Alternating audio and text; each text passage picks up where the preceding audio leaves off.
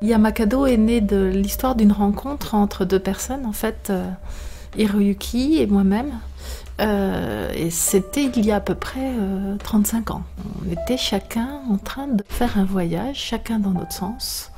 Moi j'allais vers le Japon et lui rentrait de l'Europe vers le Japon. On voyageait tous les deux à vélo et on s'est rencontrés quelque part sur l'océan Indien entre l'Inde et la Malaisie. Quelques années plus tard, donc Hiroki est arrivé en France et on a créé une entreprise d'abord d'ébénisterie. On a construit une maison de nos mains et puis quand la maison était finie, on a travaillé des meubles et commencé en 86 vraiment une activité de design en présentant un fauteuil au Grand Palais à Paris. C'était le point de départ du design pour Yamakado. Depuis cette date, on a continué à dessiner près d'une 150 modèles en 25 ans, dont entre autres une chaise pliante qui s'appelle Cinderella, qui a eu la chance de remporter un véritable succès. Ici il y a la tabouret, joli tabouret, mais aussi pliable.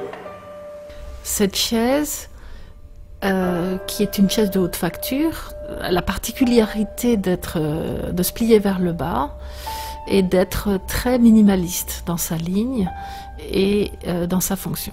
On en a vendu des dizaines de milliers et c'est elle qui nous a permis de nous développer, de porter l'entreprise jusqu'à ce jour.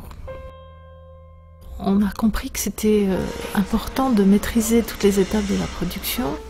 Donc on a utilisé la méthode italienne d'ailleurs de production qui est d'avoir des unités d'assemblage et de faire travailler un réseau sous-traitant dans un environnement proche. Et donc on a recherché une région pour mettre en place ce procédé de production. En fait, l'endroit n'a pas été difficile à trouver parce que je suis issue d'un petit village qui s'appelle Le Toureil, qui se trouve au bord de la Loire, qui est un des plus jolis petits villages de l'Anjou, dans le Maine-et-Loire.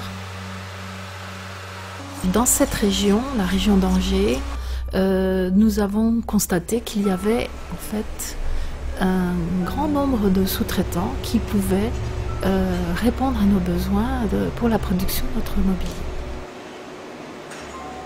On y trouve tous les métiers du bois bien sûr. Notre manufacture, nous l'avons construite sur une mine d'ardoise qui se trouve à Trélazé, qui est la capitale de l'ardoise. Donc on a bien sûr employé l'ardoise dans la composition de notre mobilier. Mais il y a aussi des gens qui savent travailler très bien le métal, le verre, les matériaux composites. Nous ne sommes pas loin de Nantes, il y a un grand secteur de nautisme qui peut aussi nous servir de complément. La philosophie de notre design est toujours associée à cette idée-là, qui est de pouvoir gagner de la place. On peut dire que la plupart de nos modèles ne remplissent pas l'espace, sont épurés, sont sobres, mais malgré tout, le minimalisme qu'on recherche est toujours associé à une certaine touche de poésie. Cela vient peut-être du fait du mélange de nos deux cultures, japonaise et française. Parce qu'en effet, tout au cours de ces années, nous n'avons pas cessé d'échanger, de nous questionner, de comparer, de nous expliquer chacune de nos deux cultures. Et c'est à travers ces explications, quelquefois ces confrontations, qu'est sortie une idée ou une solution un peu originale et différente de ce qui existait à ce jour. On peut dire que le vrai cœur de l'entreprise chez Yamakado, c'est la création. C'est le plaisir de créer des modèles, de les sortir. Ensuite vient le plaisir de les produire, l'esprit de l'équipe, de l'entreprise, tout ce que ça génère, la petite microéconomie que l'on a à gérer, à organiser, le contact avec les clients, avec les fournisseurs, tout ça c'est effectivement très plaisant, même si c'est quelquefois un peu compliqué. Mais ce qui est le plus passionnant, je trouve, c'est les relations qu'on a avec les sous-traitants, les artistes ou les créateurs comme Le Tellier ou Elliot Rock ou des gens comme ça, parce qu'il y a un véritable échange. Notre expérience peut aider évidemment ces sous-traitants ou ces artisans à progresser aussi par les questions qu'on peut leur poser, les moutons à 5 pattes, les questions techniques qu'on peut leur poser qui leur fait repousser leurs limites quelquefois, dont on est quelquefois très fiers d'avoir un tout petit peu participé. Mais réciproquement, en connaissant et en admirant leur savoir-faire, ça déclenche chez nous un désir de créer, de trouver des modèles ou des formes qui sont adaptés à leur savoir-faire. Et c'est cet aller-retour-là qui est, je trouve, quelque chose de vraiment très intéressant. Pour concevoir un modèle, on part d'un crowbar. Je l'appelle un crowbar, c'est un petit dessin au coin d'une page. Ensuite, il faut le modéliser, on le dessine en 3D, avec un petit modeleur derrière notre ordinateur. Après, il faut que ce modèle prenne vie au niveau technique. Il faut qu'il soit compatible avec les matériaux. Donc on le dessine en bureau d'études. Souvent d'ailleurs avec le bureau d'études de l'entreprise sous-traitante concernée. Par exemple pour le bois ou pour le métal, il faut faire intervenir les bureaux d'études des experts. Et après, on fait les prototypes, on teste un petit peu, on fait les pré-séries et après seulement on peut lancer les grandes séries. Ou on le présente directement sur un salon pour sentir le marché, pour sentir la réaction de nos clients. Notre dernier modèle de Yamakado actuellement, qui est le tabouret Yamato, qui est un tabouret tout en bois,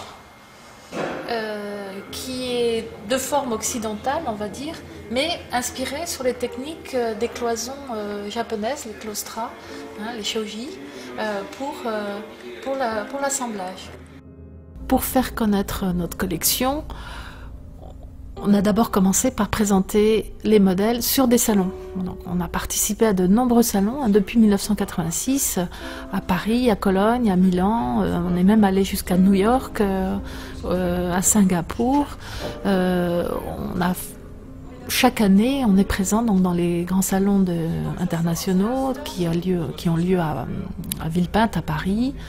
Et on reçoit comme ça la visite de nos distributeurs, de nos clients, qui sont des magasins, des architectes, des entreprises qui ont besoin de s'équiper en mobilier.